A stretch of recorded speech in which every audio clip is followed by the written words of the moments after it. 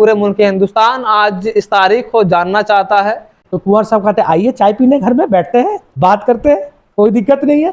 अभी इस वक्त मेरी मौजूदगी है खरसावां का कुंवर हाउस में, और ये कुंवर हाउस अपने आप में एक गर्व है और यहाँ का इतिहास काफ़ी गौरवशाली इतिहास रहा है।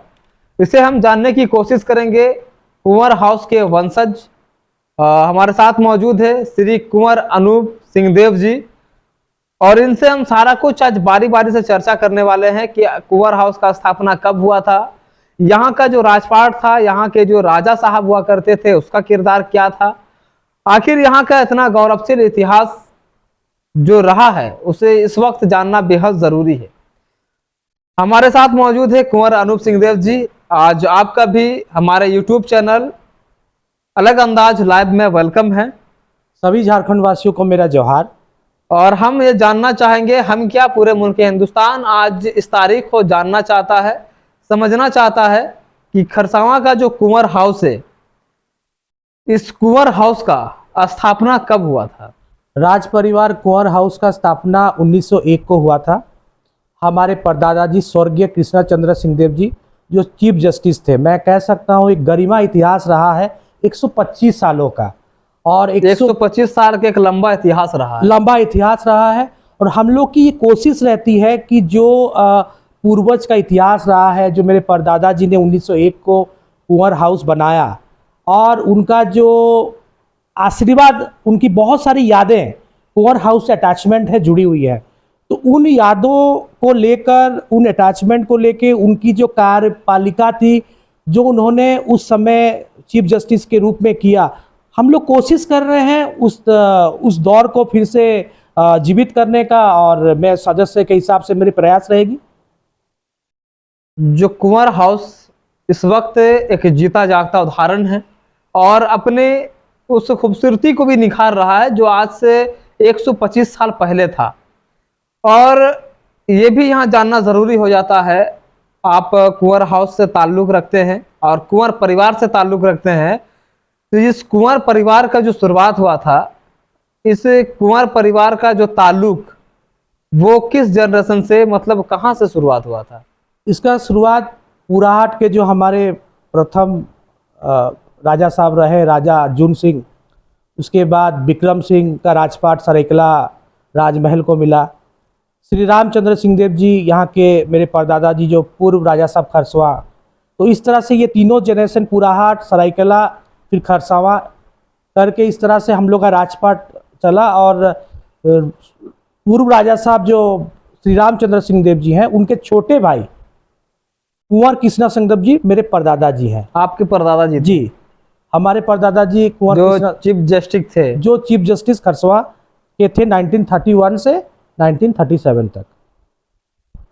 और जैसे यहाँ पे देखा जाता है कि राजा साहब का काफ़ी लंबा कार्यकाल रहा, उसमें कई ऐसे लोग आज भी राज परिवार से ताल्लुक़ रखते हैं।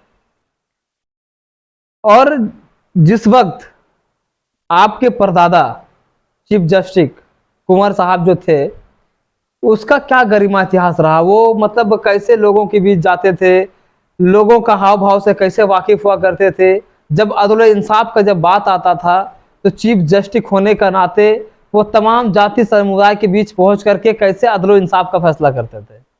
मेरे परदादा जी 1931 से 1937 तक खरसवा के चीफ जस्टिस रहे, और उस समय शासन प्रशासन मेरे दादाजी चलाते थे खरसवा में, और उनके बड़ा भाई रूलिंग चीफ थे श्री रामचंद्र सिंहदेव जी। तो उस समय जब भी कोई न्याय का बात आता था, न्यायपालिका का बात आता था, तो खरसवा के जनता, भोली वाली जनता उनके पास जाती थी और कहती थी कि चाहे ज़मीन का विवाद हो, घरेलू हिंसा हो, सामाजिक का कोई बात हो, तो बड़े प्रेम से, बहुत आदर से, बिना प्रशासनिक कार्रवाई करते हुए, भाईचारा के साथ, दोनों पक्ष के साथ अपने महल में बैठकर निष्पक्ष रूप से बातों को सुनते थे, और दोनों का जो भी दोष आरोपण होता था एक दूसरे के ऊपर, दोनों को इक्वल जस्टिस देते थे। यानी एक पक्ष का बात सुनना या दूसरा पक्ष के ज़्यादा सपोर्ट करना, ऐसा उनका नहीं था।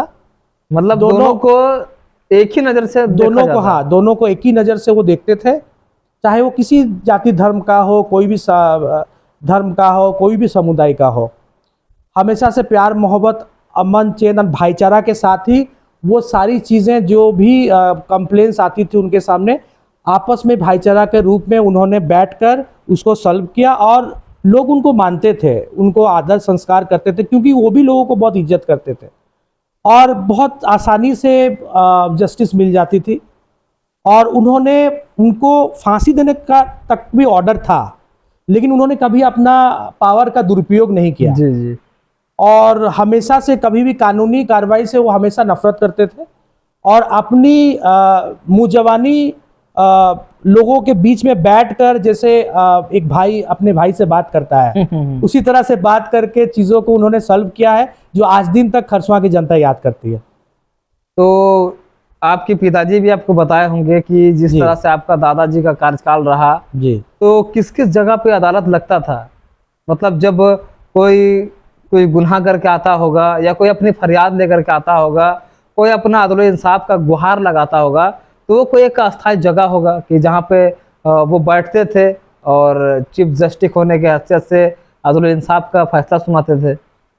आप ये देख रहे होंगे सर, ये जो राजमहल खरसावां है, जी जी। राजमहल खरसावां के सामने जो अभी रथ है जहाँ पर, अच्छा, जो वहाँ कॉर्नर में पे रखा हुआ रथ है। हाँ वहाँ पे कोर्ट हुआ करता था। अच्छा। और हमारे परदादा जी वहीं बैठते थे, वहीं से इंसाफ होता था।